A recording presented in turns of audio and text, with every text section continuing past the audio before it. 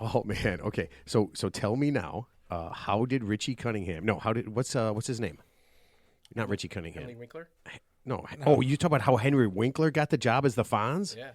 Okay. So tell me how he got the role as the Fonz. Well, I mean, I'm not reading anything that wasn't on CNN. When I read it, it was just... I don't know the story. Yeah. No, he completely changed his... God, no, I'm forgetting it, but he never did any of that type of acting and went in with a completely, like, goofball, like, AU, right. and thought he was going to get the role, and that's exactly what they were looking for. You know what's funny? Because you're right. In real life, the first time I saw the Fonz outside of his character, I was like, You can say fuck.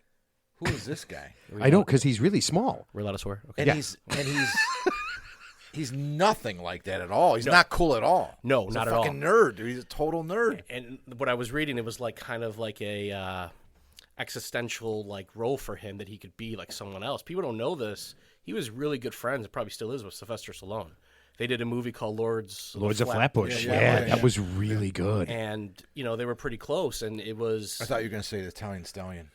Well, that was a different film that he was in, that we know about. Not the Fonz. It would be a good name though. Hold on a second. Is it true that was? I mean, have you seen this porno? Yeah, it's not like it's like a double X. Yeah, it's not like a true like crazy like. So it's like a softcore like Skinemax. They show like his wiener. I think so. Yeah. I haven't seen the video, but I've seen like maybe 15 seconds. It looks. It's not. I don't think it's hardcore, but no, it's not hardcore for sure. Yeah. Okay, so that's funny. I thought you were going to say 15 inches. No. I was going to say, Jesus, Sylvester Stallone. He made all that money. He's a good-looking guy, and he's got a 15-inch dick.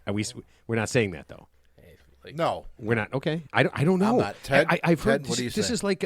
Oh man, that's so sad. This is like it's like a urban myth that he was in this movie, right? Like he was in a porn. No, it's definitely he's it's in a movie. Yeah, you can look it up on Google. You'll see. Yeah, you can Google a porn. No, it's just called The Italian Stallion. That's the name of the movie. He was in it. And by the way, he doesn't hide from that either. I don't think it was ever called The Italian Stallion. They renamed it later on. They did? Yeah, he was a no one when he did it. He was. No, you're right, because that would have came Rocky as the right. Okay, they renamed it. Yeah, they wouldn't have named him in Rocky. He wouldn't have named himself in Rocky after that movie. Yeah. Correct. Okay, I mean, the guy gave up his dog for rent money like 4 months before he sold the script to Rocky. He was like poor as hell. See, now that I actually believe, but I don't believe this. I mean, somebody, you know what? I'll tell you what. For anybody who's listening to this show, send the link out to us on social media. I want to actually see some sort of proof that there was this porno, because I've heard a lot about it, but nobody's ever said they've seen any part of it. Well, when you get online, I just watch regular porn. I'm not going to watch. I mean, I don't go in for like special like Italian porn. I really don't care what nationality. You're not into like the retro like 70s like stuff like that. the 70s. It probably was the 60s. How old he was at that time. But. Oh man, that is so weird to me. Okay, so that's cool. Listen, if it's out there, somebody please send it to me. Okay, and I'm asking you to send me a porno of a guy. The VHS tape. You want a tape? You know what? If somebody has that, absolutely send me that VHS tape. And when you're done with it, be kind, rewind. That would be absolutely fantastic. I would love every See second. how he got that in, Matt? Be kind, rewind. That's not a thing. He's trying. So Jack, I looked it up after you and I texted. No, today. he's trying to work back in. Actually, there's a movie. Okay, yeah, but there's a whole "Be Kind, Please Rewind" thing. Isn't it about the end of Blockbuster or something? The movie? Sort of, yeah. Jack Black's in it. It's actually good. I saw it a bunch of years ago. Oh, okay, but that's not a thing. You're not bringing that back. It's a phrase. It's a deep phrase, man. It's not deep to anybody. Okay, it was just something people said, and they charged you $2 for. All right. Yeah, I used to work at a Blockbuster. I know how that shit worked. I'm sure you did. I did. I got fired as a kid from a place called West Coast Video. I know West Coast Video. Yeah, I know West Coast Video. Yeah. Oh, God, yeah, I know West Coast Video for like sure. 16, 17 years old. They had that big separate porn room. Yep. At West Coast. That's kind of why I got fired. I was a kid and I was bored and was very bored of my job. And I remember when I was working there, they always would say, say the name of the movie and when is it due back. So, oh my Rocky 2 is due back on Tuesday by 5:00. Nice. and I hated the person I was working with. I think it was my boss or manager at the time, and there was a room with beads, like Right. it was so bad, and the guys would walk in with their heads down, not trying to be noticed, if you want to say that, Right. and they would come out and they'd be in the same line with Jenny Smith and her daughter, who are renting Bambi, and this guy's got a VHS, not a DVD at the time. He's got the empty box of the porn. Exactly, of an adult movie, and for what and giggles, I would say that's due back at 5:00 on next Tuesday, and I said the title out loud, and Born to Bone 5, the anal intrusion. So if somebody was in line, you normally wouldn't do that to them. I right? didn't do it all the time. I did it a couple times as a joke, and they're Right. like, "You're out of here, kid." Wow, they fired you for that? Yeah, amongst other things. I wasn't on time. Come on, and stuff like hold on. that. I know I got fired from my block. I don't remember what I did, but it was the same kind of thing. It was just being a total asshole, right? At Being some a kid. point, yeah, Being a yeah. kid. At some point, you're just like, hey man, you have to take that home before you start doing that, sir. Yeah, no, you can't do that here. You cannot do that here. Well, I thank God I never encountered anything like that. I would have called the police immediately, but it was. No, you would. Come on, you would have had so much fun. Listen, Are you kidding me? If Blockbuster someone- did not have a porn room. No, If someone that sucked. exposed That's what themselves sucked. at West Coast Video, you're would be- damn right I would have called the cops. They'd be like, "You got to put that away, man." Or dude, come on. You know what? I would've at laughed. Least, I would at least waited a couple minutes so that the story got better. Yeah, I would have had to. I'm sure I would have. I mean, I'm trying to put myself in my shoes at like 16, 17 years Right. old. Like, Right, like right now you'd be like, sir, that's completely inappropriate. Before you'd be like, dude, go outside on the sidewalk and do that, man. That's gross. no cell phone at the time. I couldn't Right, call no all my pic, yeah. friends or anything Well, like yeah, that. I mean that's the funny part, right? I mean, you had to go. That's what was so horrible, right? You had to get a magazine sent to you in the mail, or you had to go as some asshole kid at West Coast Video and be afraid that you're going to say that he's going to say, sir, Rump Ranger 7, the search for Spock's asshole is due back on Wednesday. You enjoy. Yeah. Now you can just get on your porn machine. I mean, that's the beautiful thing about. Oh man, I'll tell you what. Times That's are what different. that's what Matt calls his telephone. His cell phone is a porn machine. Oh, okay. Well, that Well, what do you? I mean, you call it what it is. I mean, if you make phone calls all the time, it's a phone, Right. right? I just call it the machine because it, what I'm holding in my hands has more power than what landed on the moon. So crazy. So I was, you know what? I was funny. I was just watching something where this woman was trying to convince people that the moon landing was fake. Oh, right. Oh man, it was so crazy. I couldn't Wait, help what's it. crazy? No, we're not playing that game. All right, so let's get this thing started. 'Cause this is gonna be a weird day for everybody, man. wow. It really is. It All is- right, Ted hasn't said a thing. it hasn't said a word yet. I hope I can answer these questions. Oh no! You know what? You don't want to know the questions, and I don't want to know the answers. Is really what the deal is. All right, hey everybody, my name is Matt, and this is the Real Three Idiots podcast. With me, as always, is a man who knows the difference now between yarn and twine. Mark, Hey, stop it! Stop doing that. I hate when that's you it. do that. Hey, Yeah, and I can't believe I'm saying this. We are without Ted today. What about Mark? About we're half Tedless. hour? Yeah. About a half hour ago, 20 minutes ago. So I get a text, and Ted says, I can't make it.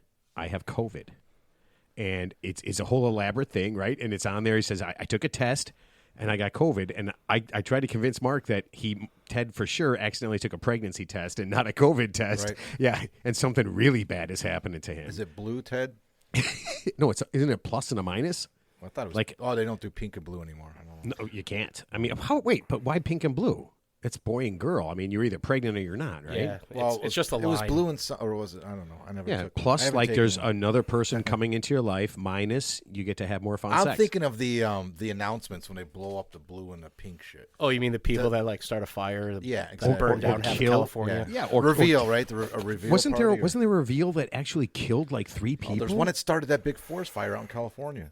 Yeah, or that in the is- West Coast. No, that did happen. Yeah, it did happen. Yeah, You- absolutely. Wait, you're talking about Jewish space lasers? That's No. what Marjorie No. Taylor Greene. She texted me and she told That's me going that to it was happen. not. It hasn't happened yet. Oh, okay. Wow. Well, I'm Jewish, and I've stopped building my lasers a couple months ago. So Kanye's talking about it's going to happen. Him and Kyrie. Yeah. Ye. Yeah. Yeah. That is, I tell you what, when I heard that Kanye West, I heard that Kyrie Irving got kicked out of the NBA for a couple of days for whatever anti-Semitic thing, I didn't really pay attention to it. And then I think there's literally a person in the U.S. House of Representatives that has said way worse shit. Can't we just get rid of her too? I mean, isn't that possible? It's the most insane thing that I've ever heard come out of any. I mean, all the shit that's been going on. When she said that, yeah. Well, Well, here's the thing. There's, in my opinion, Congress or politics is the ultimate theater. So, is she acting? Is she half in the bag? What I don't think they're all as dumb as you think, but I don't think they're as smart as you think. It's theater. It's clicks. It's watches. Yeah. It's posts. It's completely. I mean, listen, Strom Thurmond was a congressman till he was like 94 years old or something like that. That would never happen in today's day and age. Right. So things have evolved. You might say technology has ruined a lot of things, but the misinformation and everything that's out there, people are going to say what they're going to say, and it doesn't matter what they say. It matters what they believe in, and that's how people vote, in my opinion. Yeah. No, I agree. Because you know what, we're trying. I've been working for the last 2 weeks to try to get somebody, a conspiracy theory guy, on. And it looks like it's going to be a good chance to do this. And he's real.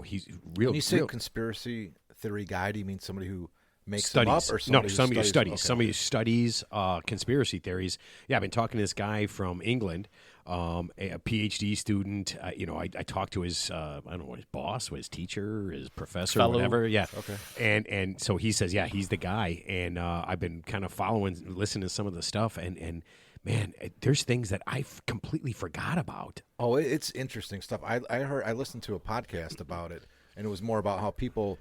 There's groups of people that just make this shit up. Yeah. And then it sticks, and then it gets his own life, and it's like, great. Yeah. And you go back and everybody believes it, but then you go back and the guy's like, no, I just made that up. Yeah, it goes back to what I was saying about clicks and everything. I just want to say something about, like, if we're talking about conspiracies, like the moon.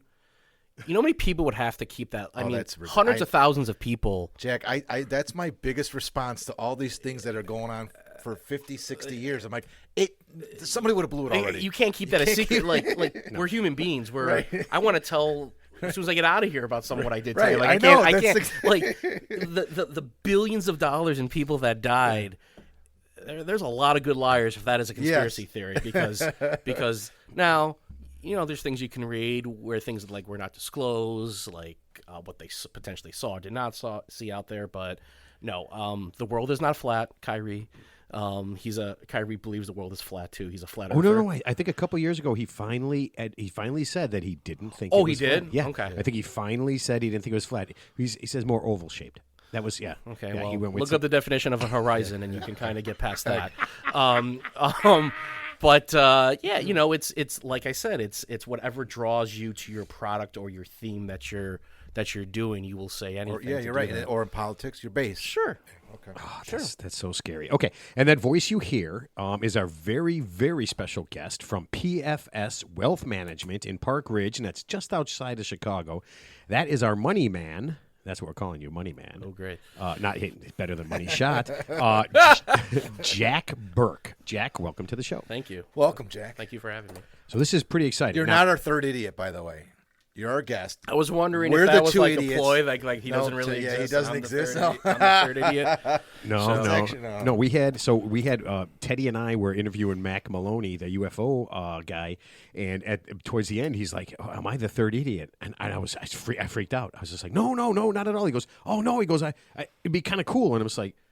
He did. He waited the whole show because it was just he waited the Matt whole show to ask. And Ted, and then the guest, and I'm sure he was wondering the whole show. He's like, "Where's the third idiot? Wait a minute, I'm the third idiot." Wow. And at the end, he asked you that, and you're like, "Yeah." No. And I thought he was going to be offended, and I'm like, "No, he wanted." He was like, yeah. he wanted that title. I was like, "No, like, that's what I would think that's like endearment. Like you are the third idiot. Yeah. Jack, you are more than welcome to call yourself the third idiot. Well, I've been called worse. So. Yeah, I mean, there's nothing you can say that wouldn't. Let's see. There's nothing you could say that Ted would say. Is that what I'm thinking? There's nothing Ted wouldn't say that's that something that Ted would say right there. I mean, that was perfect. Eat That's shit. a Tedism. Okay. If after you are done listening to this, you want to get in touch with Jack, you can do it at psfwm.com. That's PFS Wealth Management. You can find out more about him and his company and all the stuff he does.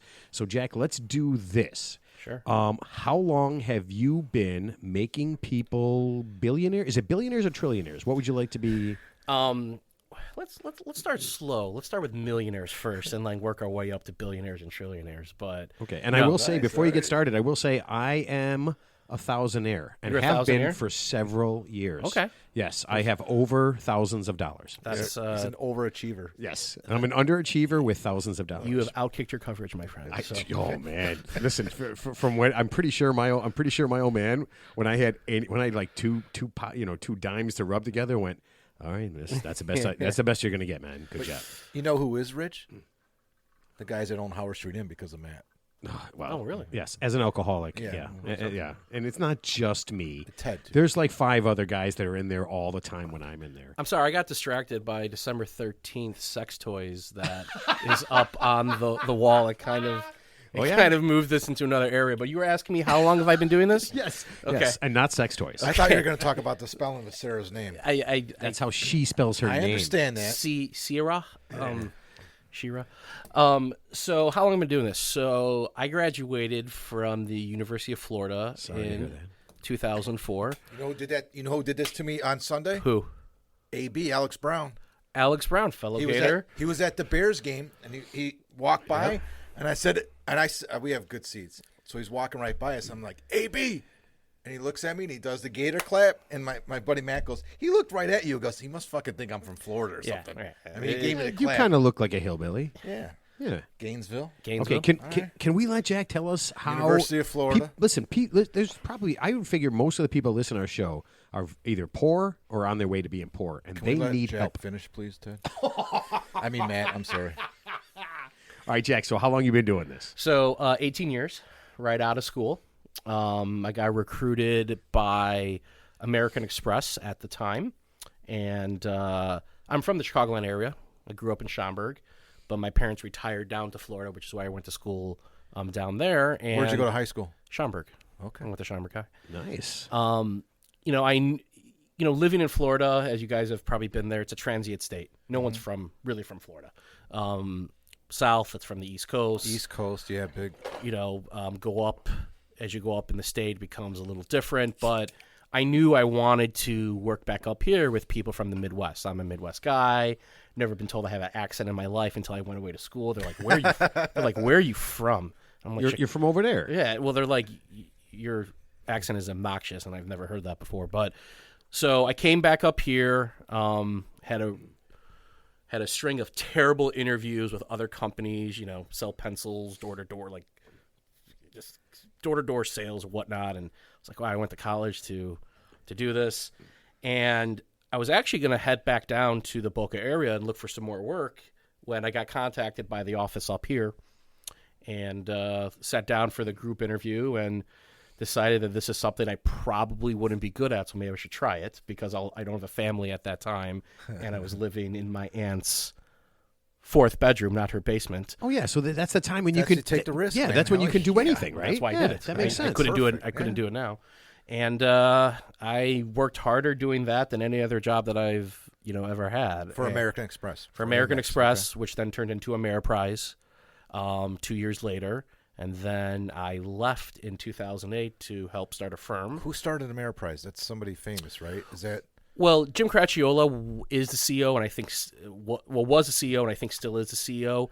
American Express had just a financial advisors division that they spun off to Ameriprise. It was the same thing. okay? And I was there during the name change. We didn't like the name; it sounded like Enterprise Car Rental or like some space. Sure, That's yeah. what I honestly thought. That's what I honestly thought. American See, Express you can't even and say it. Enterprise Car Rental, so you can rent, you can get a car and you can invest. Yeah. Okay. Yeah. Okay. So let me ask you this. This is a dumb question. Okay. So if you're working for American Express, Sure. and you're a financial guy, Mm-hmm. are you helping people at that point, or are you just helping the company make money? So if I help people, that helps the company make money because they take a piece of everything. Right. But so if I have money to invest, I'd call American Express.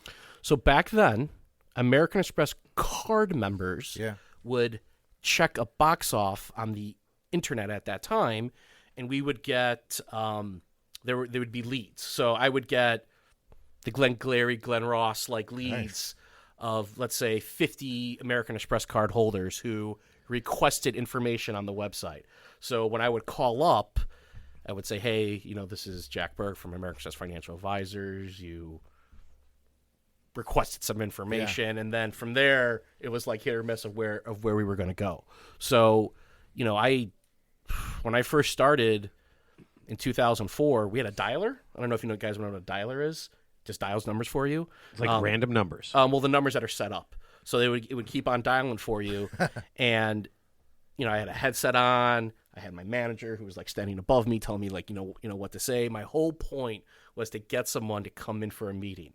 And when I say come in, these were all local calls then, around the Rosemont area. Yeah, okay. So when you came to my office a couple months ago, I was joking with you. I'm like, I'm not coming down to your basement like this is Pulp Fiction, and I'm going to be like with with a gimp ball in my mouth. Like this is absolutely true. You want to hear something crazy? Oh, I said, yeah. So he says this is what he says to me. He goes, oh, if I do this, he goes, when I go on calls to people's houses, I tell people where I am, and they know where I am, and I'm just like, what an elaborate scheme that would be to murder you.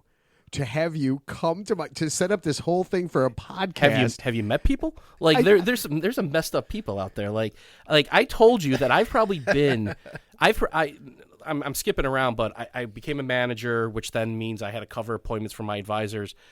All of our meetings were out of the office because that's the best way to see someone, because people will blow you off. You know how many homes I've been to in the Chicagoland area? I mean, I could never do that. That's hard. Strangers' homes that I've been in. I've definitely been in some crazy person's house that I know was crazy.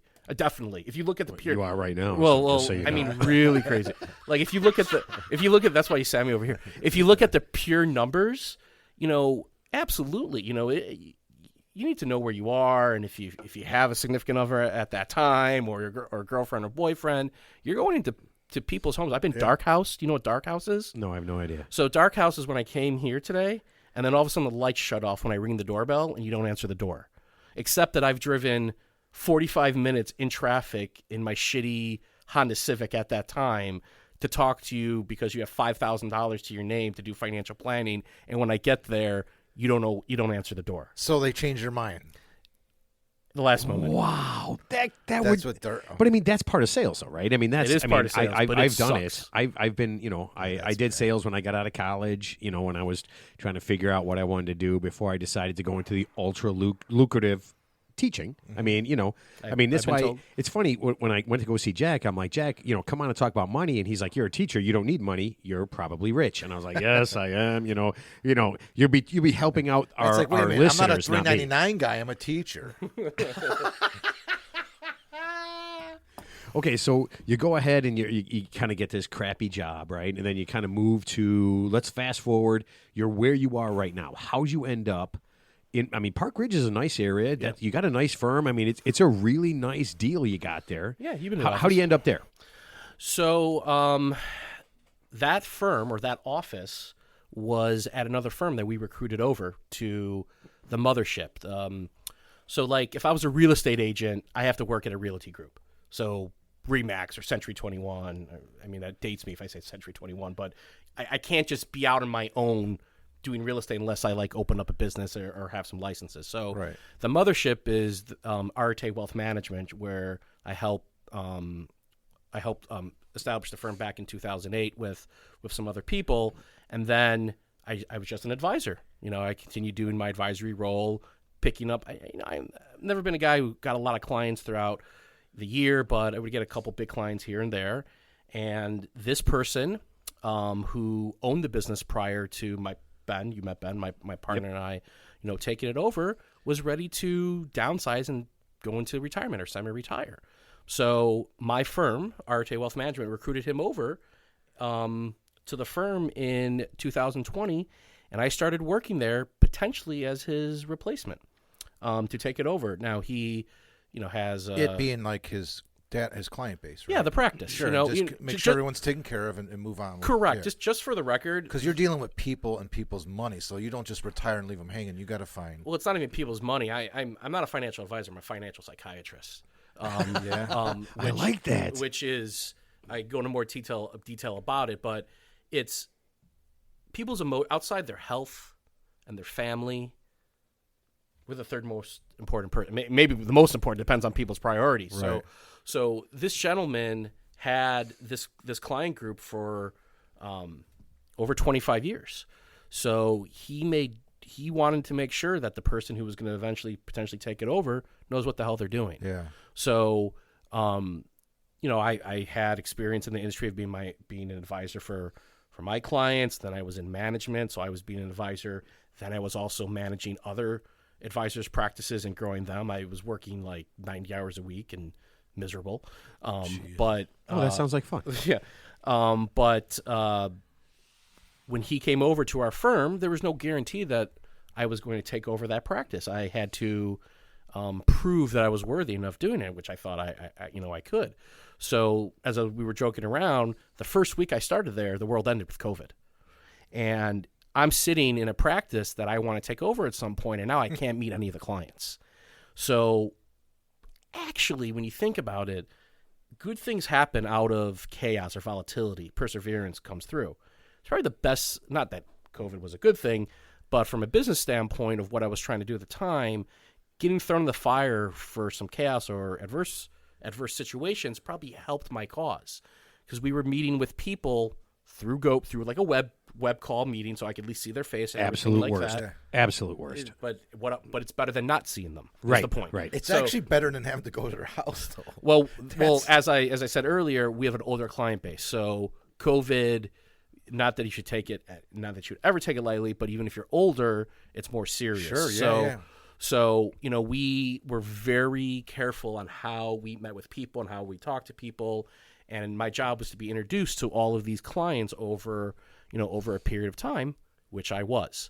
And we got through it. I spent a full year working there. In January of 2021, him and I made an agreement that we would at least get engaged financially, meaning that we would at least start the process of negotiating me taking over the practice. He had one caveat, and that caveat was you need to bring in a partner. You already have a practice. This is a very big practice on top of it. You can't do this alone. And he was right. Person I contacted was someone who I worked with at American Express and Ameriprise Financial, for many years, just for a referral. Like, what advisors do you know? This is not a small thing to take over. And he's like, what about me? And you met him. And Ben. Yeah. That was Ben. Yeah, Okay. that was Ben. Now, Ben's I tell you what, and that was the funniest thing. So when I went in to go talk to these guys, I had literally gone to and like so many different. I talked to, for every one guest we get, I talk to 20 people. Yeah, you get thrown out a lot of places. I get not necessarily thrown out, but asked to leave, especially financial in an aggressive banks, way. Yeah. Jewel Osco. Well, it's funny how many people say no to me immediately without ever thinking it through. But yeah, so I went in and I'm talking to these guys and I'm thinking, I want something small. Like I think I told you, I went to a couple of Edward Jones. Yes. Right. I have a friend of mine who was interested in being on because he's a good friend, and he just said I couldn't do it. And then I went corporate thing with them, right? Yeah, and there was a lot of that, right? So fear of that, right? And I'm just like, hey man, listen, I understand it completely, right? And anyway, you know what? Really, I don't want big corporations anyway. Yeah. And as much as I want to talk about money, I want the focus of this show to be talking to people doing their thing on a smaller level and actually helping people. And you can tell just by listening to you that it was important for you to be able to take care of people and do that kind of stuff. Oh, yeah. So that's the thing, right? And I think, and I would tell you this, I've been to see my financial guy more than I've been to see my doctor in the last 10 years. So when you say health, I mean, fuck, I take care of my own health. I can kind of do that. I mean, you need help with money, right? I mean, shit, if you don't have money, then you ain't got health, right? Take a look at what America does. We don't let people have health insurance. We don't let people go to the doctor, and that's where it's at. But okay, so let's do this. People think the stock market is for rich people, right? That's what we think about. We think about Rockefeller and we think about all these people, right? No, I mean, it's real, right? I mean, how do you get say to people who don't know anything about the stock market? How would you get them to say, don't put your money in a bank, right? Because that's for suckers, right? Because the bank makes money then. How do you get them to invest and put their money away and make actual wealth? Because that's the real deal. Yeah. Well, that phase of financial planning or being a financial advisor is not something that I do anymore. Most of our clients, if not all, are millionaires. But I didn't always start with clients that were at that level. And the one thing you said is a misnomer that I would bring up all the time. If you want to call it financial planning or for whatever you want to call it, it has really nothing to do with the stock market. It has to do with saving.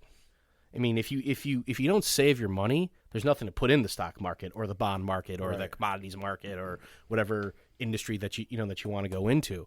So podcast if you want to invest in a good podcast. If you want to invest in a good podcast. So about $1,400. Yeah. So a lot of my clients now started out that way. They I would say 99.9% of them are self-made. They didn't come from old money. They're new money, meaning that they had above average jobs. They saved into their qualified plans at work, 401ks, sure, SEP IRAs, ESOPs back then, simple defined benefit plans, whatever you want to call it, 403Bs, 457Cs, all these different types of. So they were taking advantage of what their employer had to offer. Some of it, but when the one thing that I did take with a grain of salt working at American Express or Ameriprise at the time is that you got to teach people to pay themselves first before they pay their Discover bill or their gym membership or their podcast fees, whatever it costs. Because if they don't pay themselves first, there's nothing to invest. And a lot of times, starting off like that, you meet more people with debt than you do equity. Okay, so that's my very first question. How killer in your, you've been doing this for so long, how killer is credit card debt, holding on, carrying over that, and carrying a giant credit card balance? How killer is that to, making money? That's what the first thing that came to mind when you said American Express was reaching out to people to invest money. That's like an oxymoron. You got a credit card company.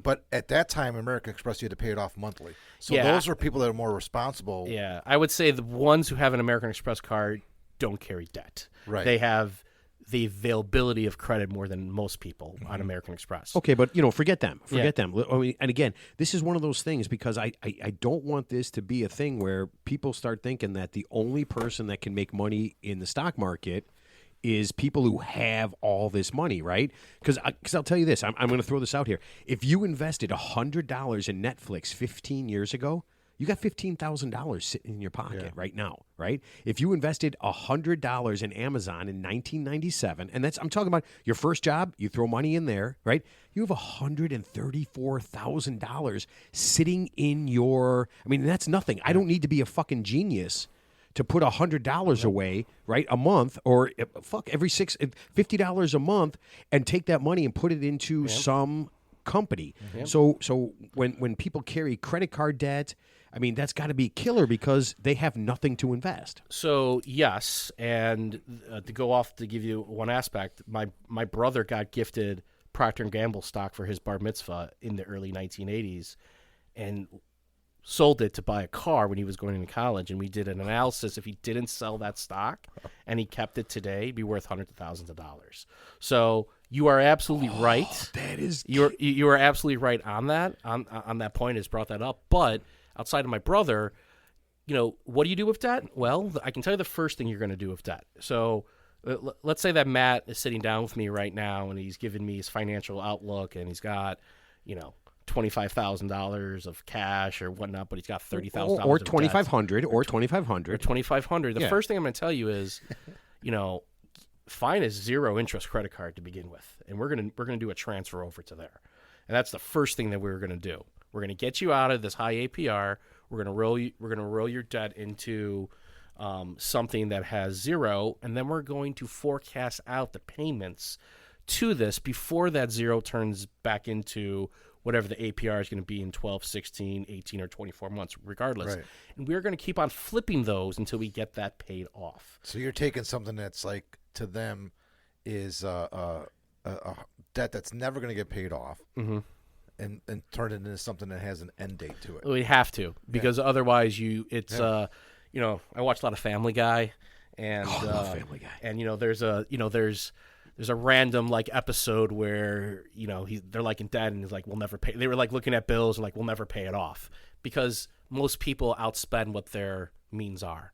So if you're a teacher, or if you're a librarian, or if you're a fireman, or if you're something like a municipality worker or something like that, you're making a set amount. You should have your advisor, if you don't, go through a budget with you to make sure you know what you're spending every month. Because my job when I first started, my goal was to find out what do they have left over of discretionary income. I don't care how much money you make. You make $50,000 a year? Yeah. All right, I'm going to take apart everything you pay for a month, extrapolate out that by 12, then take what you're doing, what you're making, extrapolate it by 12, and find $50 to $1,000 free at the end of each month. So then that's where we get paid, redirect it into different type of accounts and stuff for you to save. So And first what? thing a guy, you're worth every penny, because nobody can do that on their own. It's so hard. No, they can. I disagree with you. They can. They don't want to. That's the problem. But most people don't, right? Correct. So what you're doing is taking like revolving debt and turning it into like an installment loan. Correct. And that's it. And not anymore, but when my first I mean, 3 to that's what 4 I mean, years, I would say yes. but here I'll give you a reason why. Because we send kids through school, all the way through school, and we don't teach them a goddamn thing about money. We teach them nothing. We teach them the Pythagorean theorem, which I cannot say, right? We teach them history. Thank you very much. We teach them history, right? We teach them a little bit of science. We teach them how to read, but then we never teach them the most important thing they can have is understanding how money works and debt. We just it just doesn't exist, and nobody wants to do it. And I hate to be that conspiracy guy, but I honestly believe that people don't want people to know that, because if they got out of debt, they wouldn't have the jobs that they do. They would be able to live. Because here, I'll tell you this: I taught kids when I was in school. I taught 3rd grade to 8th grade. I taught them about stock market. Okay, I taught 8th graders how the stock market worked. Okay, and I had parents coming to me and was like, "Oh, I gave my son $50 for his birthday, and he invested it. He didn't spend it. He invested it." And I got parents, "Oh, yeah, I set up a thing, and I told them how to, do this, and go to Ameritrade and go to Schwab and set this up, and they've got kid things, and you can do all this stuff, and let your kid invest and make money, right?" Because I showed them, I'm not a genius or anything, but I kind of showed them how it works, right? And I told the kids this one thing: the stock market is what you make after you're done working, sitting on your butt doing nothing. I mean, that's that thing I tried to get them to say. You make money when other people work. I mean, is that kind of how it works? Well, you're making money or losing money based on. Oh, no. Just the making money part, not the losing money. I never taught them how to lose money. Well, that's where I come in. It's a gamble. See, you can already tell like how I'm like preconditioned and how I speak. Yeah. There's no free lunch. So meaning No, that there was. Most of the kids in my school had free lunch. Okay.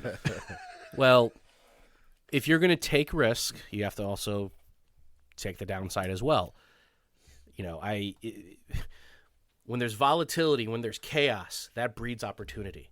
So people that have their 401ks that are down this year, or their IRAs or their trust accounts, whatnot, man, if you got cash sitting on the side, this is when you get in, because you're getting everything at a discount.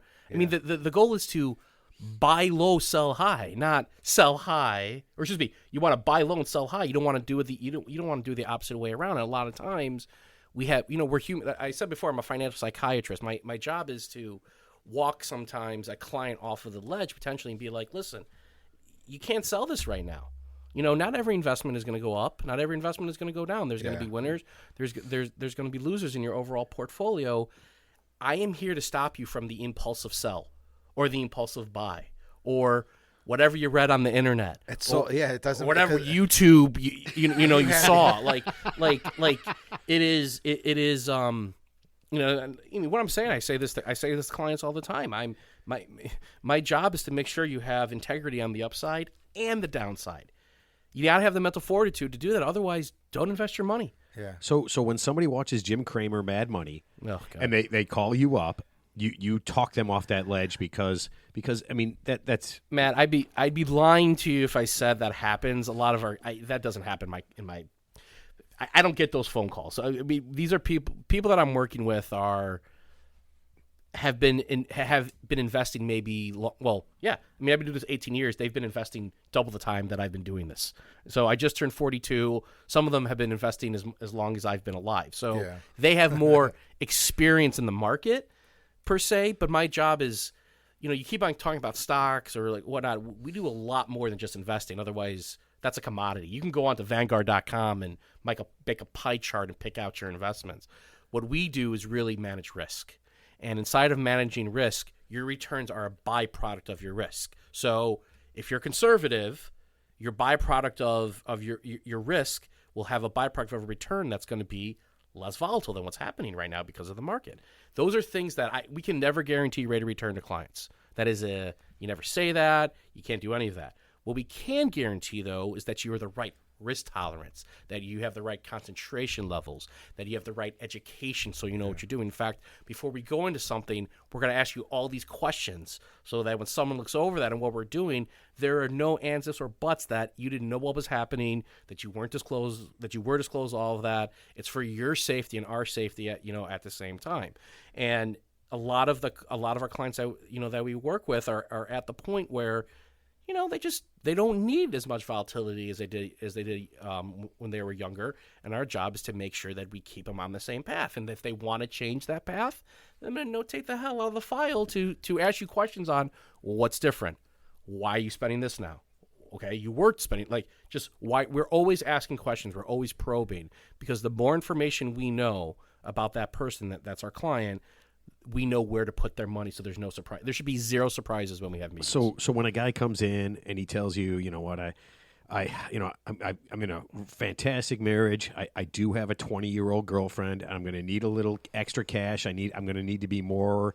I'm going to need to take some more risk. She doesn't shop. Listen, I'm not buying her gifts at Target.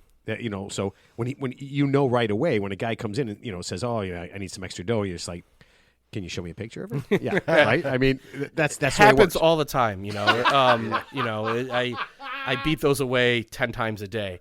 Outside of those instances where I'm not investing for my client's separate life, it's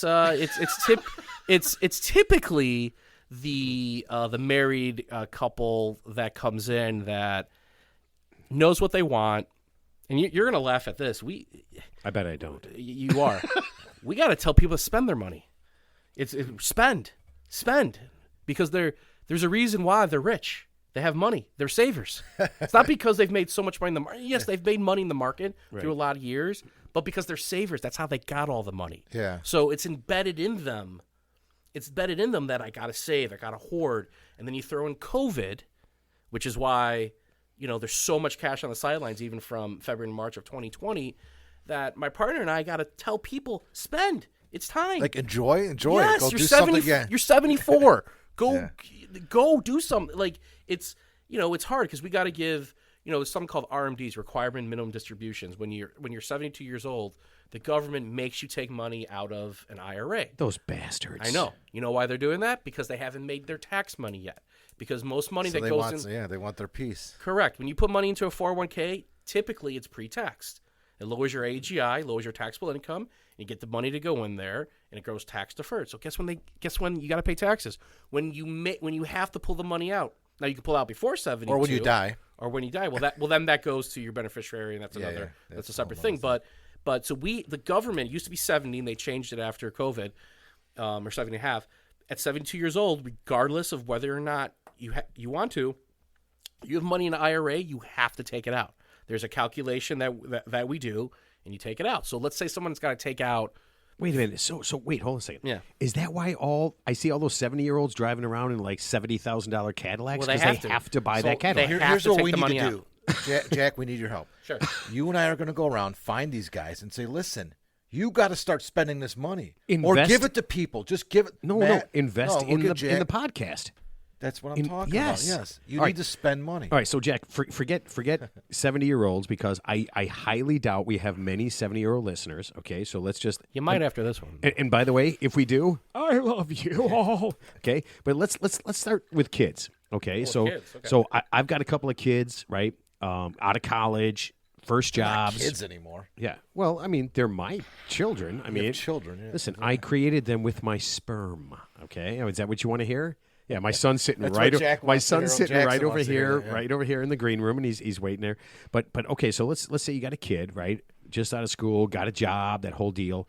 What's the first thing that you're going to tell them to do so that they can have wealth later on? What's the first thing? Open up a Roth IRA. So a Roth IRA is the way to go. Why? Because there's an income limit for when you have to stop. I think if you're single, you get phased out like around.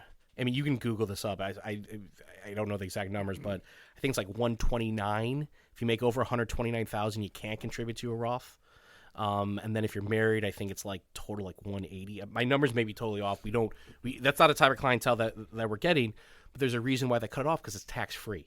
So you put the money into the Roth, it grows tax deferred. You never have to pay taxes on it. That's why they cap it at an income level. That's why you don't see, or I don't see clients with millions of dollars in Roth IRAs Right. because.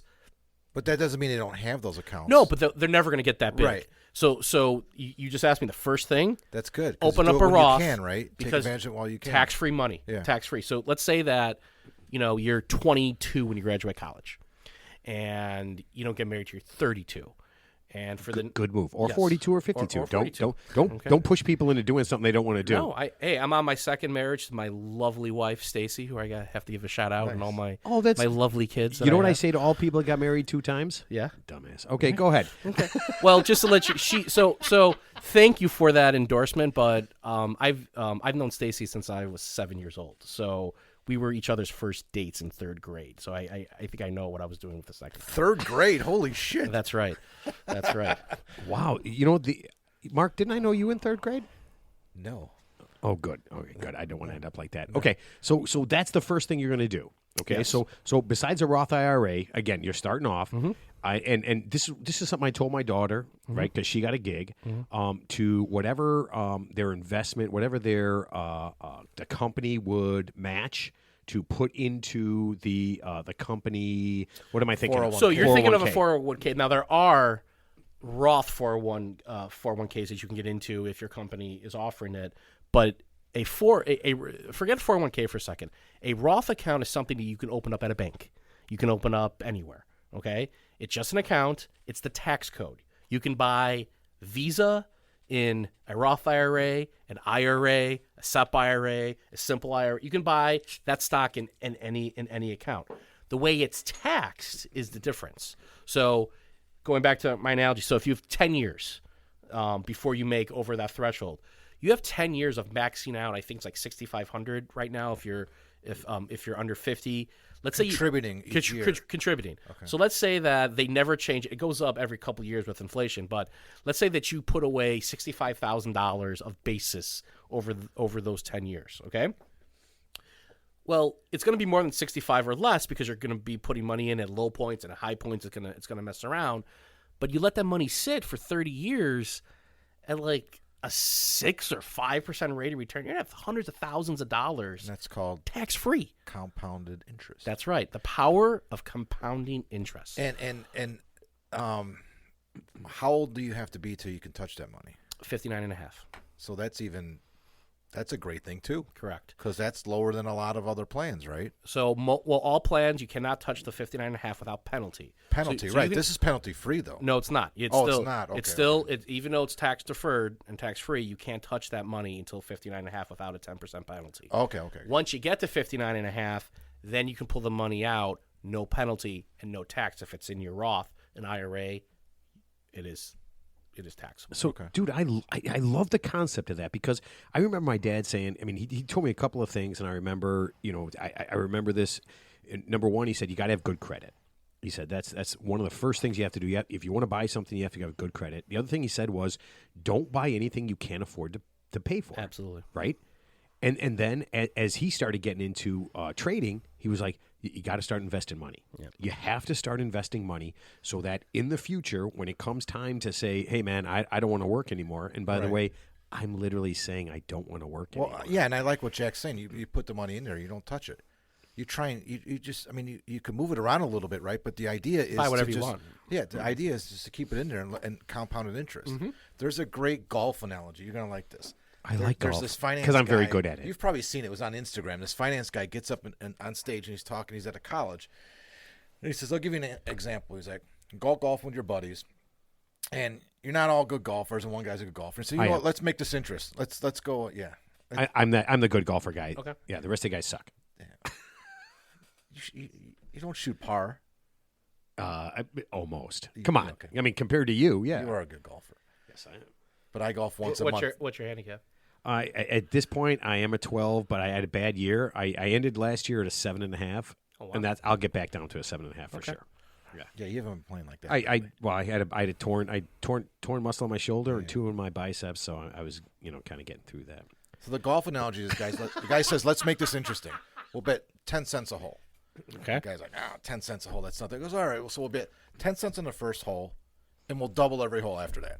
So 10 cents on the first hole. Next hole is 20 cents, 40 cents, 80 cents. We'll go on from there. Mm-hmm. And you do the math, and at the end of the 18 holes, if you lose every hole, the compound part, it's in the thousands. Yeah. And that's, I mean, when you do that, Square it doesn't. root. Yeah, but exactly.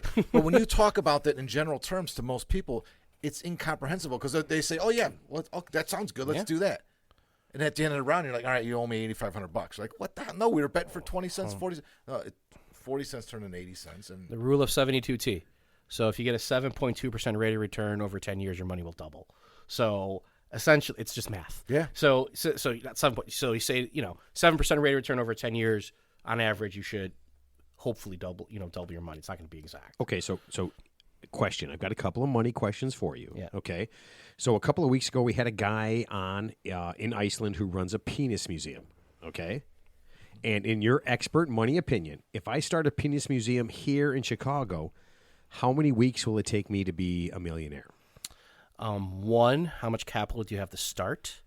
Two, where's their penises? How much? I mean, Okay. I need a building and some dicks. Well, money. How much? I meant money. How much money you have? Where are you opening this up to, and who is the clientele that you're aiming for?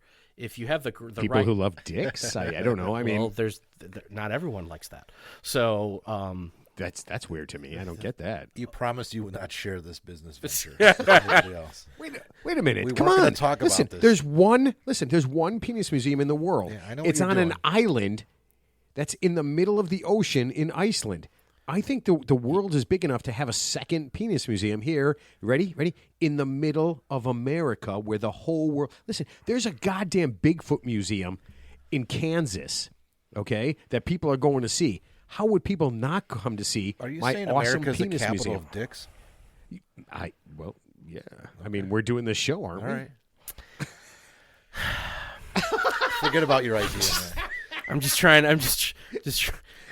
to follow up with that one right No, there. this is good because Jack's like, what are we going to talk about? And I did not tell him we were going to talk about a penis museum. I was not ready. That's the first time anyone has asked me their ROI on their penis venture. And So- ROI, return on investment. Yeah. Oh, sorry. Return on Yeah. investment. No, I mean, people don't. You know what's funny? I got this new job, right?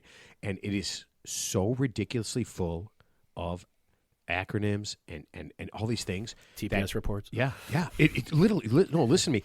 There is SUPs and SURs and SURPs and all this stuff. And I first. For the first 3 weeks, I was just like, I don't know what that is. I don't know what that is. And after this, I'm just like, so do you know what an SUPRGGL is? And I'm just like, oh, yeah, the superlative. Yeah, absolutely. Yeah, I'm in for that. I just stopped. no idea I stopped what you're caring. talking Yeah, I stopped caring. I just I don't give a shit anymore. All right, so you're saying the penis museum might not be a good idea? Every idea has merit as long as you have a plan with it. If you write up if you write up something like a summary of what you expect to return on the capital that's given to you and all of that, I think there's a product for everyone. So is you're my saying I should have had a plan before I started this show? because I had no plan. The only plan was I thought it'd be fun if Teddy and I could drink together. Now that Ted is, now that the COVID has taken him, He's no longer with us. Yeah, he's no longer with us. Now I have no plan. Yeah. Well, I think having no plan for this is okay because the startup cost probably would not be as much as opening up a penis museum somewhere in Chicago. Oh, you're the penis museum expert now? Maybe. I mean, I really, me and Thordor are really the penis museum experts. So I have a serious question now. All right. Oh, that wasn't serious? No, That's bullshit. That was serious. He was really serious. That was serious as well. We're nixing it because serious we as a talked kick in about the it already nuts. before we're ready. It's hot in the news right now. The FTX, the Sam Bankman. Yeah. And there's an interesting article about it. They talk about he's in trouble for manipulating the market, right, with Bitcoin. Apparently, yeah. Do you get into that at all? No. No. Okay. No, I didn't think so. So no. So you're following the same thing. So he was being called as a next, the guru, right? Yeah.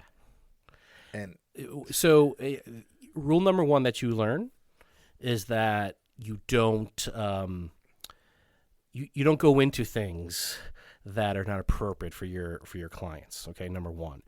Number two, and I'll take you back to my American Express Ameriprise days. At some point, I think American Express financial advisors had like 10,000 advisors working for them across the country. Okay? No way. Yeah, at some point, pretty high. To do that, you have to take on a massive role in compliance. Okay, everyone knows what compliance is: doing the right thing. I'm a fiduciary, so when we invest clients' money, their interests have to come first. We get I've seen that for it, commercial. I love that commercial. not the Fisher thing. But at that time, when you were at American Express, you could only sell like 6 things to a client: a financial plan, insurance, mutual funds, whatnot. It was simple. The reason why it was simple is that's how they can get their arms around 10,000 advisors and monitor them. You work with someone like me, we're pretty open architect, meaning that we can do a lot of, as long as it's on our platform, we can do a lot of things that are not as mom and pop as you might get someplace else. And that attracts wealthier clients, but it also breeds potential like loss or whatnot. So, it's something like what you just mentioned, things like that. I can only speak about what I do. My clients are in the mode of living off of income off of their current investments and not touching their principal as much as possible. So if someone's got $5 million with me and they need to make, $200,000 a year to live off of, you can do the simple math of what we need to make for them. Right. That is our job.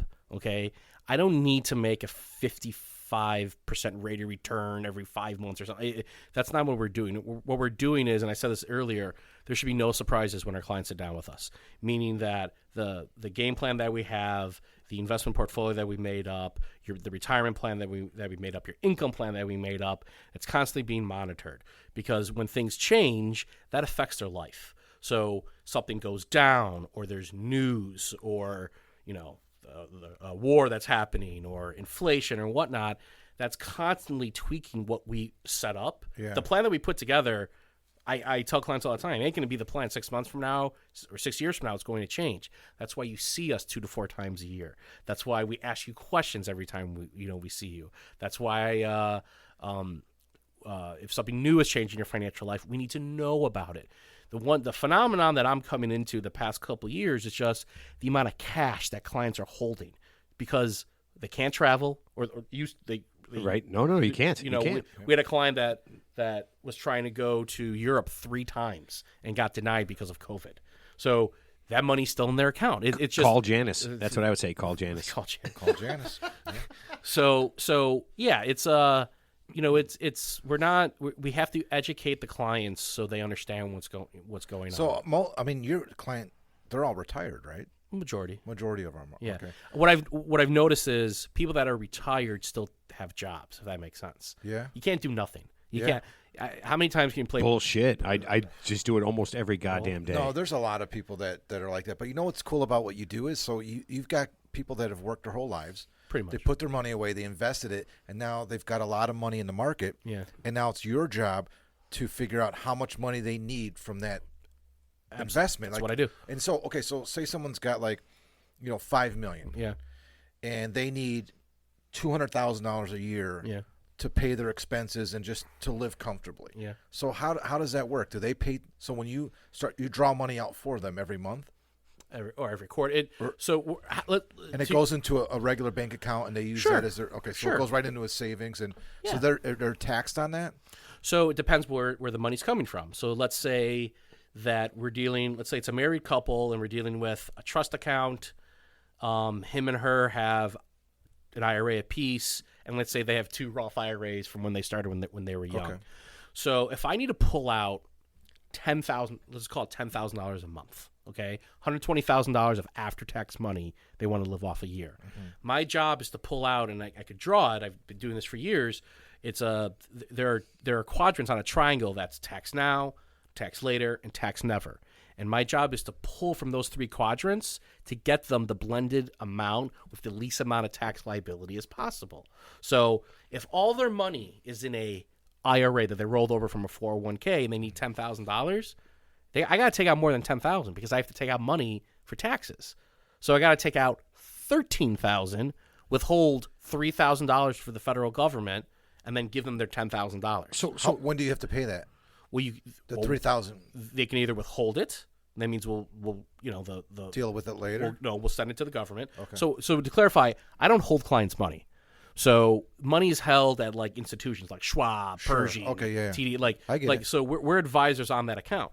So when they need to take out money out of an IRA, we give them the opportunities to either withhold it or just give them to them of the gross amount, and then they can pay the taxes at the end of the year. Right. Typically, we withhold the for it and send it to the government. So listen. Everybody who's not involved, if you're listening to this right now and you are not in the stock market, okay, if you're not investing your money, if you don't have, and it's simple as a Roth IRA, if you don't have those things, you have to start those things. You have to be saving money. Yeah. If you've worked for 10 years and you have $600 in your bank account, you have to change what you're doing. Yes. I mean, you absolutely. And you're saying now is the time more than like the last 10 years or so? All of my now's children. when you take advantage of what your employer has to offer. If they got a 401k, you max out that plan. You should. You go on and on. Okay. So all of my children, Olivia, Charlotte, Reagan, Reese, Henry,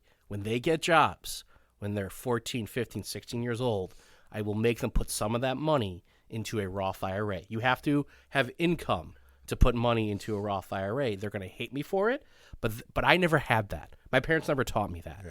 Okay, I worked at Schaumburg Golf Course. I worked at Medina. I caddied sometimes. I worked in a bag room. I had a drawer filled of dollar bills and stuff like that. Oh yeah, been there, done that. Yeah, my parents, not that they weren't smart, but my parents did not foresee what I would need down the road. As soon as all of them start investing or saving, we're going to open up Roth IRAs for them and put in, let's say my son Henry or my oldest daughter Olivia works at a golf course, or let's say they work at a shoe store and they make $7,000 in a year.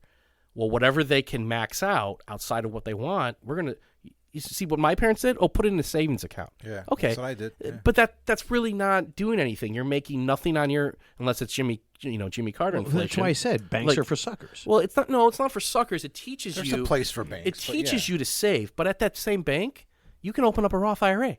So when I used to bank at, it was like Lincoln, but I think it really was Harris. I would go in as a kid.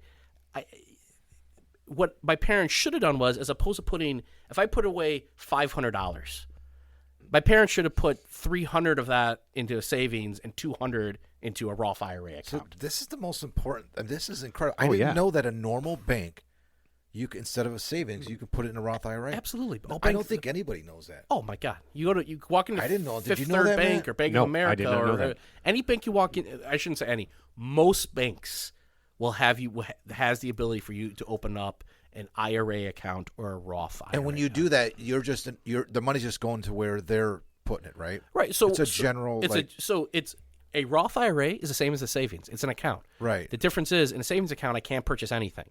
In a Roth IRA I can buy stocks, I can buy bonds. But you're buying what they might just do America's funds or something like it that. depends if you have an advisor or not. You can buy what I can't speak for a bank, Right. but if I walked into a bank right now and I didn't, I see what you're saying. So somebody else would manage a Roth IRA. correct. Okay, There's an okay, I got advisor. you. Nobody so, at the bank would do that. So like, and you walk there's a Fifth Third Bank off of Oakton, around here. You walk in there, there is a I don't know if you ever know. There's like a financial advisor. I see that person. They're always sitting there on their phone. Exactly, because they're talking to people.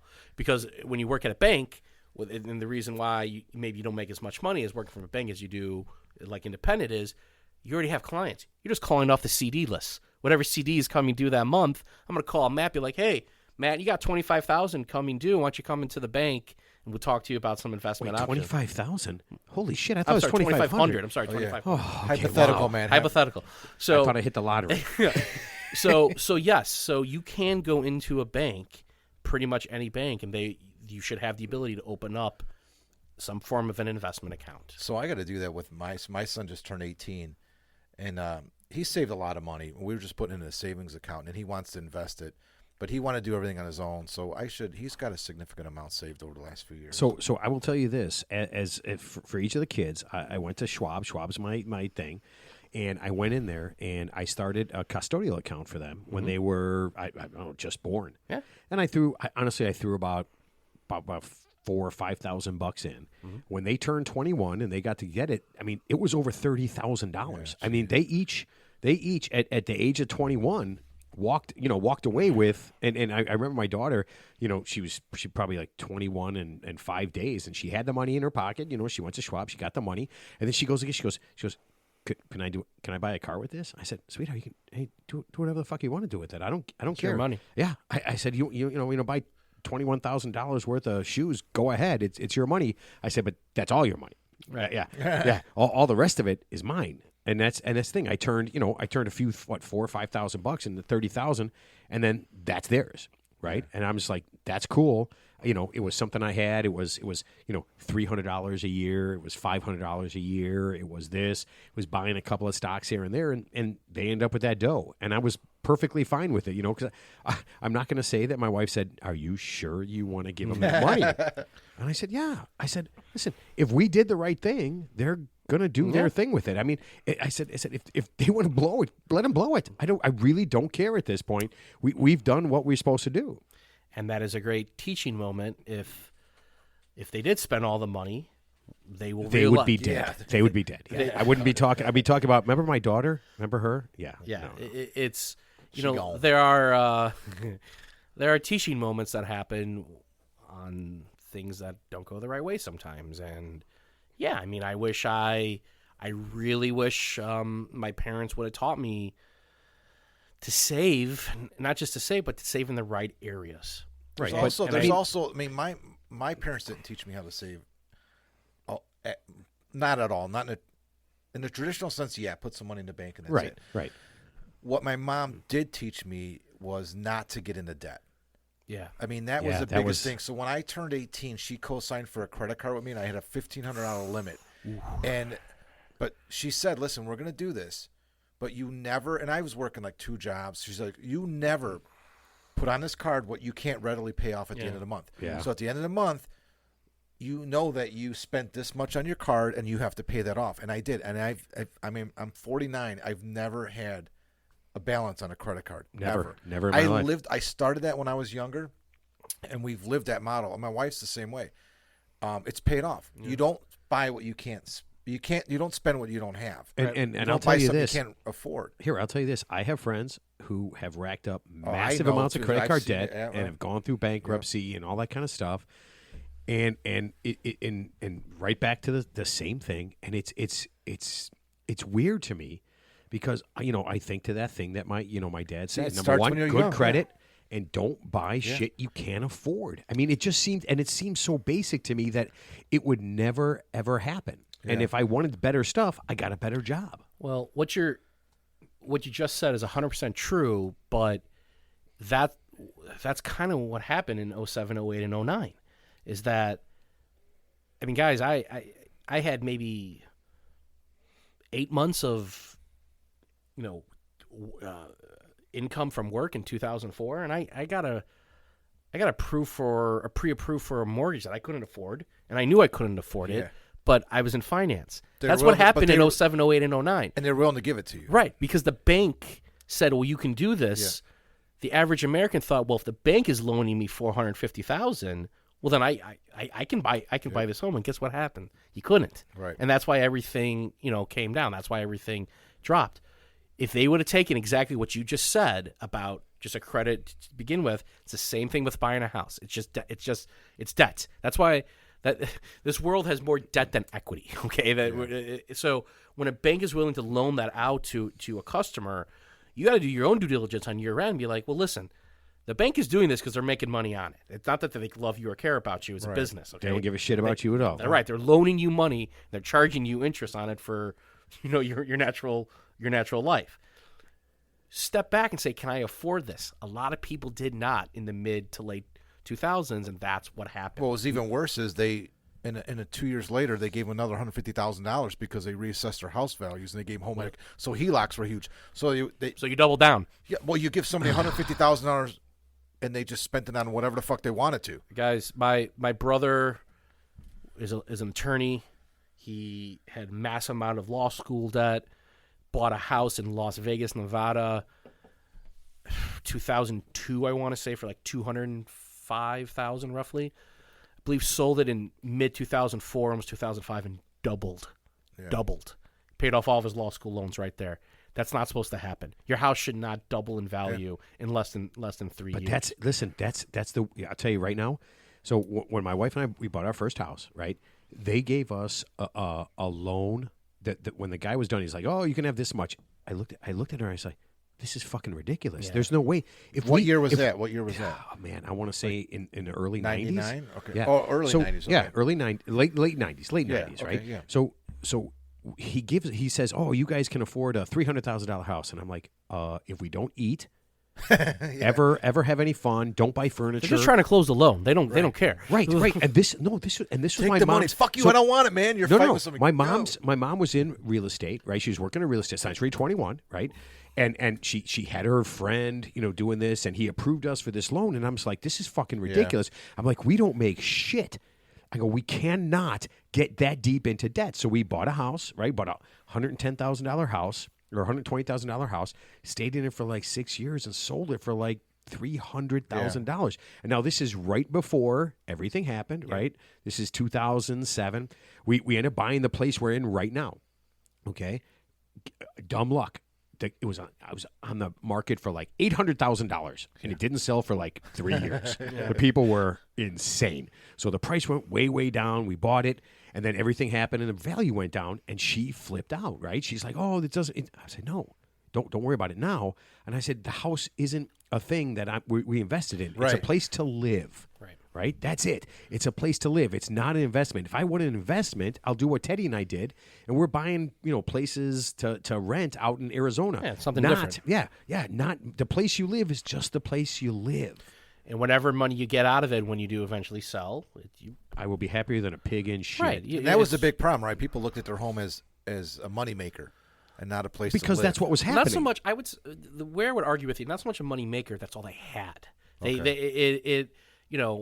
Most people prior to us, our ages, lived in homes for 30, 40, 50 years. Yeah. Whatever they got out of it, yes, that could be a bulk of their nest egg or whatnot. Yeah, my parents bought their house for $14,000. There you go. And it sold for $290,000. There you go. $300,000. Yeah. I mean, they didn't buy that thinking, well, we're going to turn a profit on this in 30, 40 years. Oh, hell no. No, that's where they lived in, and by being good Samaritans and paying their mortgage and not destroying the value of their home. Yeah. Well, everything is going to appreciate over a period of time, but at the same time, they probably didn't have speculative properties that they were taking equity out of their current home to revert that into 2 lots in Tacoma, Arizona. Mortgage rates were like 20% back then. Well, too. I mean, we were talking prior to this of 14, like 18%. how many people do what I do, or people that I started with. Same thing with like mortgage brokers. There were a lot of mortgage brokers driving Porsches around in the mid 2000s. They were closing loans left and right, and then what fell the off difference the cliff. between you and them was? Back then, prior to 2008, nobody had to be licensed if you didn't work for a bank. Yeah. So an independent mortgage broker can hire loan officers with no licensing, nothing, no training, zero. Listen, you want to have some fun. Well, I can't think of the documentary that they did about the loan, the mortgage. It was a book that they wrote about the mortgage I know, collapse. Yeah, I know what you're talking about. If you ever get a chance and you really want to learn about that, the book, and they made a little movie about it. Yeah, with Brad Pitt and all those guys in it. The Big Short? The Big that's Short. what it is. Yeah, The Big Short. Yeah. The book, listen, the movie's great. I love Steve Carell. I love Brad Pitt. But read the book. Take some time, over a couple of months, because it was what stuff I was reading. I was just like, wait, what? And I have to go on the internet and be like, whoa, holy shit, right? But check that out. If you want to know about how to fuck up your life, right? Let somebody else tell you what you can do, and not follow through and say, can I really do this? Yeah. Right? Because I don't trust. I mean, honestly, I love my guy that I have, and I really do. I love my guy from Schwab. He is fucking fantastic. I do all stuff. But do I trust him 100%? Fuck no, man. I don't trust anybody. I don't trust Mark. Who, me? No, the other Mark. Yeah, no, it's real. Okay, so Jack, I'm going to test you right now. Okay, I'm going to do some money testing right now. Are you ready? I hope so. Okay, so you're a financial guy. You know wealth, right? What's the worst month of the year for the stock market? Well, they say sell in May and go away. But Don't. Dude, it's almost like listening to Ted right Got a now. one Bullshit. in- Now I'm you gonna got a say 1 in 11 September. chance. September is the worst month of the year. Since 1950, the Dow has declined 1.1%, and the S&P 500, which, by the way, if you never invest in anything, I'm going to give you advice. Put your money in the S&P 500. You will be very, very happy. Declines in the month of March. Okay, are you ready? What is the most volatile month of the stock market? And this is historically, I'm going to say, last like 80 years. Most volatile month. Well, I'm going to guess it's a summer month, because the volume is thinner in the summer than it is in the fall. July? I don't know. October. Oh, October. October is the most volatile month. Okay. Okay. Now, I want you to use your money skills. And that's the most popular month for weddings, too. October? Yep. No way. Yeah. Really? Oh, my God. Pretty sure it is, yeah. Do you know what I have to put up with at work? So my new job is I'm the only guy. I'm literally the only guy who works at the entire place, as far as I can tell. The only guy. This is what I have to put up with. I have a fiance. We're getting married. Oh my God, I can't. Oh, fiance. Am I saying fiance too much? Oh man, it's like a. I already tuned you out about 5 Yeah, seconds. thank you. That's exactly what I do. That's exactly You what were I do. annoying, Matt. Oh, you were Okay. never When is Ted coming You were back? role playing. Wait, listen? If Ted makes it through his COVID, and he can come back, Ted has COVID? or he was pregnant. Yeah, either one of those you two. didn't get the last text. Allegedly. Oh no. It's not COVID. Oh no. Ted got the herpes. Ted got the HIV. Ted got the HIV. Okay, Do you have here we any go. wipes around Yeah. here? Okay. So here we go, Jack. Okay. Yeah, Jack, you're sitting in Ted's seat. Yeah. That's great. Step up to Ted's mic. In your money advice, here we go. So London, this is what I didn't know this. London is not a very big stock market, okay? So the number 1 stock market in the world is America. The number 2 stock market is Shanghai. I was about to say. Yeah. Right? Okay, so both What's of that those market's called? The Well, there's different markets. There's the Nikkei 225. The Nikkei, yeah, right, Nikkei, There's yeah. there's just like the Nasdaq. the here. Nikkei is like the most popular, The right? Nikkei 225, I believe, is their broad market. So. Yeah. Okay. So number 1, America. Number 2, Shanghai. Number 3 is London. Okay. So the London Stock Exchange. Now, with everything that's going on with their prime minister, their high cost of living, their crappy stock exchange, in your financial opinion, should America invade London right now? Should Invade. we I invade? thought you were going to say invest, the I word. Oh, fuck that, man. he's in- Listen. Colonialism. So now you're a general, Jack. No, he's not General Jack. I'm just saying, money-wise, should we take over that place and move in there? Do you want to? I mean, have you been to London? I have not. I just want Bloody hell, man. I've played Risk a lot, and I feel like that's a pretty good spot to start from. Because Risk is good. I played a lot of Stratego as a kid. I love Stratego. Oh my god, I forgot love about that Stratego. game. oh my god. Always gotta hide. You gotta like hide where your bombs are, where the flag is, and maybe put different numbers to like throw them off. On what We you're are so doing. dorky. Yeah, Listen. I play a lot of Stratego. Yeah, for every kid that's online right now and he's like shooting someone, and it's like, hey, listen, I watch my son play in the basement here. I watch my son play these video games, and I ask him, this is the funniest thing. You know, I walk downstairs, I'm all drunk, right? He's playing. I go, oh, that's awesome. What movie is that? And he looks at me. He goes, that's a video game, you fucking drunk. That's happened to me before. Yeah, So it's hard to see out of one eye. Wow, So right. it's And I'm thinking, switching. I played a board game with Stratego where I had a king thing, and then I had some bomb things, and we were excited when you touched the bomb, and you got to go, you're blowed up. And then you're throwing it around. Yeah. So going back to your well thought out question, we kicked them out in the late 1700s. They did invade us in 1812. Right. We owe them. They backdoored us in 1812. They kind of. I got backdoored a couple of weeks ago. Yeah. That's why I'm bringing this up. I would say that you might want to sit this one out. I don't think it's time to cross the pond as of yet to do that. So, All right. You know what? I mean, you are a man who is controlling millions of dollars. I mean, so since I have thousands. Yeah. And by the way, not just like 4. I have like 8 to 12 thousands of dollars. I don't control anything. I advise. The one beautiful thing about our business is that clients can come and go anytime they want. So I don't have any control over their money. If they're unhappy, they can move and go to another Matt, firm. you're a fucking liar, Matt. Well, hold on. Okay. You sent I us a am. 10 to 9 email, and you Yes. said Jack controls the markets. Yeah. You That's said- why I asked him if we should invade. Well, That's not- what I'm saying. I mean, You were you're gonna really take- saying this live? I mean, there's something like you. I'm teasing. Yeah, I know that. No, but go on, Senator. Your next question. Yeah. Okay. So Sure. here's the weird thing. So I have to get some of this stuff out because it's freaking me out. Yeah. The stock market is 400 years old. Is that bizarre? No, it's there's been commerce for well over 1,000 years. So that seems in its. Wait, the stock market as we know it is that old? So it's funny you bring that in up. its sense. We were looking through it's called the market mosaic. We do it every month, just to analyze the overall economy. And one of the things that came up was the bond market that hasn't happened since the 1700s. So we were talking about that, and I didn't realize it was that old, but I knew it was old. But I mean, you look at medieval times. So people had to finance the land for the serfs. Like it was all it's all. I thought it all started with Monopoly, the game. Wow. Wait, that's a great game too. Monopoly. Yeah, I love that game. Jack- Nobody plays it by the rules. Jack man. Mark might be 100 here. Yeah, I'm almost sure of that. Okay, so I got a $500. So bill. people are freaking out because the market is down, right? But there have been, I mean, in the 400 years, there have been tons of ups and downs, right? Yep.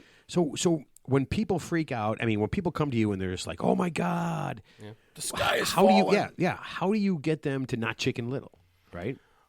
I just show them the power of compounding interest. I show them math. It's a good question because we're in that time right now, but people may not know this.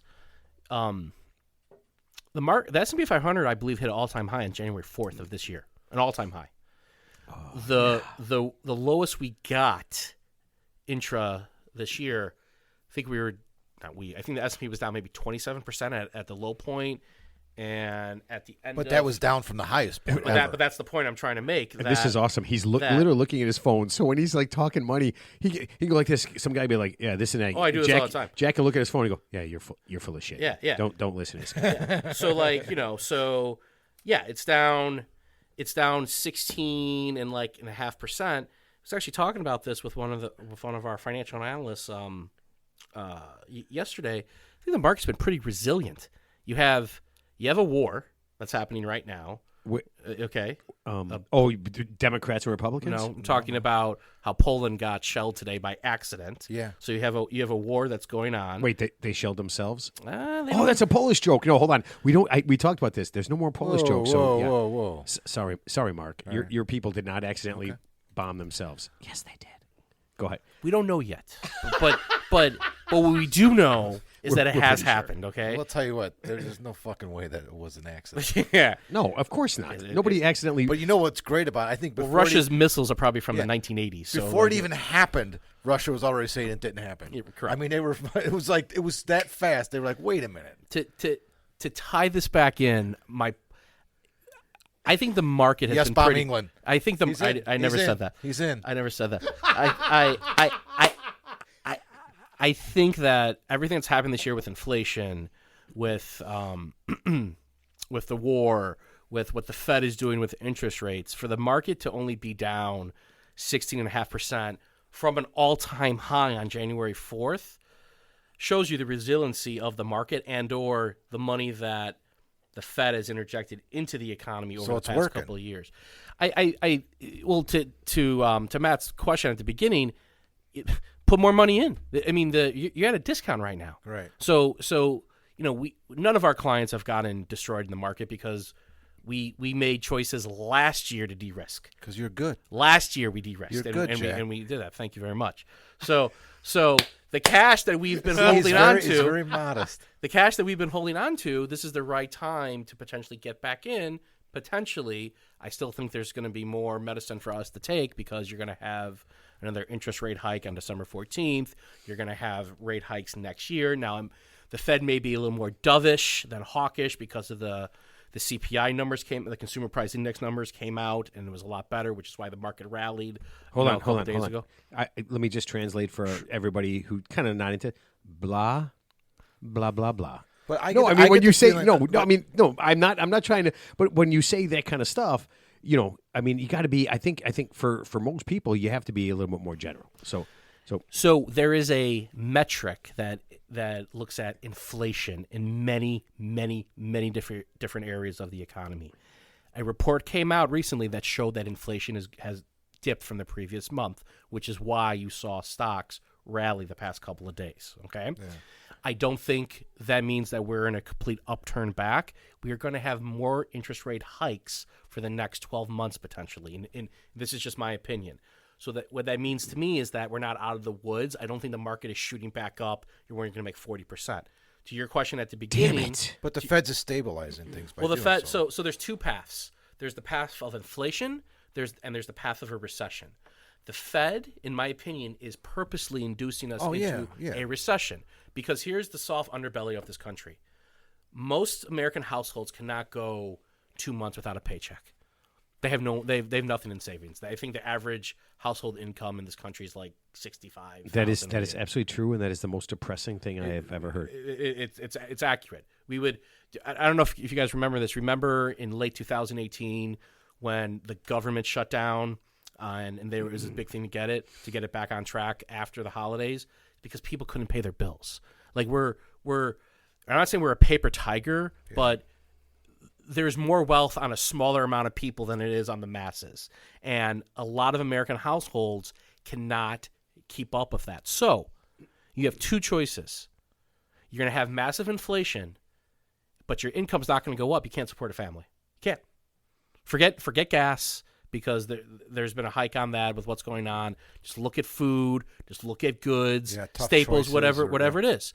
So the government cannot allow us to turn into a third world country overnight, okay? So what they're doing is, though, they're going to induce us into potentially a recession, which is going to cool demand. Mm-hmm. So in a recession, your groceries don't cost more.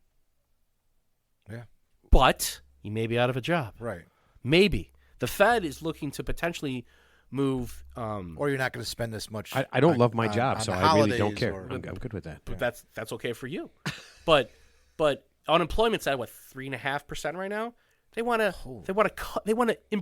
go up. They want to induce unemployment to bring down demand. I'm in. Okay, they want to get the Matt would like to 4.5%. contribute right now. Yes, On the air. I want no employment. The problem is that the Fed is raising interest rates to the point where you don't see the results for potentially 6 to 9 months down the road. So what we talked about in our investment team meeting, yesterday, is that the Fed may have to cool down a little bit because they may overcook that chicken. It might be too late when they find out. I hate rubbery chicken. Plus, you're a vegetarian. Yes, I know. I don't really eat. But I did have turkey. We had our Fakesgiving on Sunday with my family, with my sister's family. My sister's been on the show many times. My brother-in-law too, and we had our fake Thanksgiving because they're going to be in Miami. So I did eat turkey. Was that the podcast about learning about the clitoris that I saw? Oh, dude. No, that wasn't Jackie. Oh, that no, that Elizabeth. was not my sister. No. I saw that coming out. I'm like, interesting. I wonder what I'm going to do. No. Okay, so listen, that is, I love. I'm sorry if talking these about answers are like all over the place. I don't know if I'm. No. Listen, listen. There is no real answer, right? Because if there was a way for somebody to be rich, you wouldn't be sitting here. You'd be on your island, right? You'd be Zooming us, and you'd be laughing at us. So, I mean, that's the reality. I am laughing in the inside.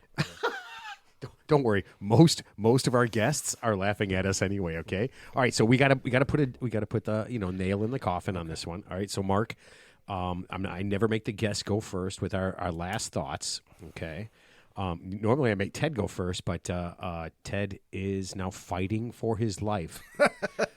Yeah. Listen, I guarantee you, Ted. There's no difference in Ted's life with COVID or not COVID.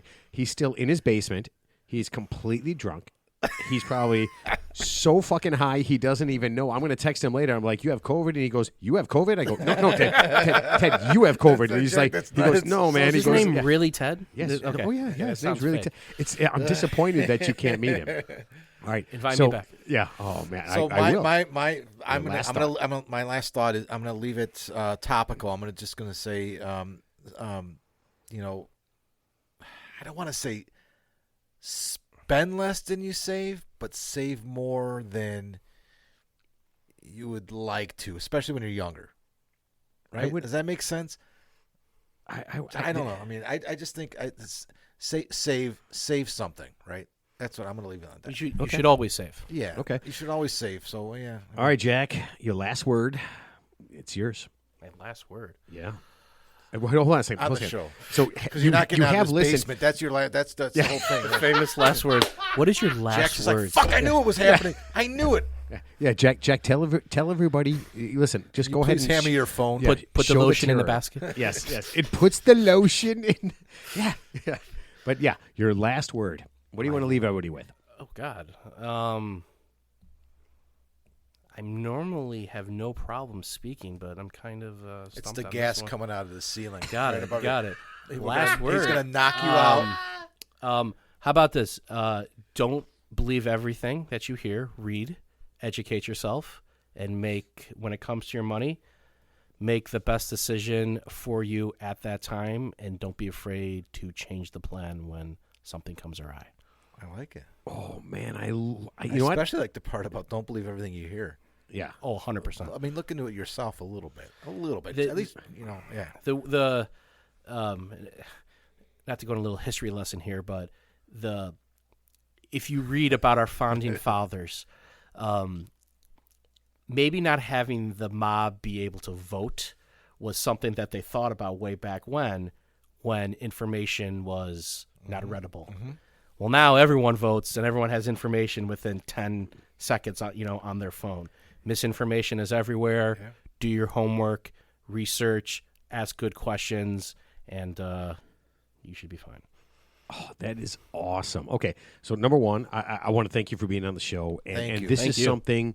This is something that I feel like people don't talk about money in a real way, right? Yeah. And I didn't mean to blah blah blah you, but No. when it gets technical, Yeah. I think people tend to think like I'm not smart enough to do this, and you absolutely are. Yeah. And the other part is you're smart enough to find people that can help you. And I think, like I said, that's scary to me because, people come to you and I told you, I got a guy and I know my guy is probably 100% on level, but growing up in Chicago and knowing what I know and seeing things, I'm apprehensive to believe everything that I hear, right? So when somebody tells me that, it's the greatest thing in the world, all of a sudden I think, how is when that? Someone tells you it's the greatest thing in the world, that's when I would run for the hills. Right. Listen, trust me. When they say the words, listen, trust me, would I lie to you? Except when it's pertaining to this show. This is the greatest show in the world. Oh no, we are factually so incorrect. Yeah, It's insane. Here's the first thing I would think of. Everything we say, do the opposite. No, I'm just kidding. All right, so if I could leave this, and again, I go back to what my dad said. Number one, have good credit, and number two, stop buying shit you can't afford, man. If tomorrow you couldn't pay that off, don't fucking do it, man. Just because it's on sale, you don't have to buy it. Right. Just layaway, because. remember that? Oh, I remember that. layaway. I did that. Marshalls. Shit. Marshalls. Yeah. I put shit on layaway. Yeah. I thought layaway had something to do with sex. I had no idea, man. It can. Yeah. I just figured I could bang my way through all this stuff. Yeah. I ended up with no couches, no TVs. Like there, THER and TH, the other air. Yeah. It's just the same thing. All right. So listen, guys. So bottom line is, be smart with your money. Listen, get a hold of Jack. Whether you got $5 million, okay, or $5,000, whatever it is, get a hold of him. Okay, talk to somebody. If you don't talk to Jack, talk to somebody. Make a plan. Have an idea of what you're going to do with your money, and it will literally pay off. I've said this a million times. I would have taken better care of myself if I thought I would have lived past 20, then 30, then 50. I don't know how I did it, but I did it. Okay, and now I'm stuck. So thank God I got at least a little bit of dough, so that very soon I can quit the shitty job that I don't know what I'm doing and I don't love, and I'll be happy about it. Only person working there too, right? Oh, no. Only male. No, I'm sure. The only guy. I'm the only guy working there. Yeah, no. I'm sure everybody else works harder than me because, listen, I was offered, it's like, hey, would you like to do this? And I was like, no, I really don't. And they're like, oh, you should be a team player. And I'm like, yeah, I'm team me. I'm team Matt. Hey, I got to congratulate myself. I've been looking at the Lowenbrow sign the whole entire time, and I have not once mentioned the Flamingo Kid, which has been on the top of my mind the whole entire time reading that sign. Phil. That's right. Oh, man. Me and my old man used to watch. Oh, man. We used to play gin all the time. I love that. Not Matt Damon. No. Matt Dillon. Matt Dillon. Yes. Oh, that was such a great movie. Okay. Great movie. Yeah. So here, we'll leave you at that. Watch the movie The Flamingo Kid. Yep. And enjoy this show. And we will see you guys next week. Thank Have you. fun. Thanks, Jack.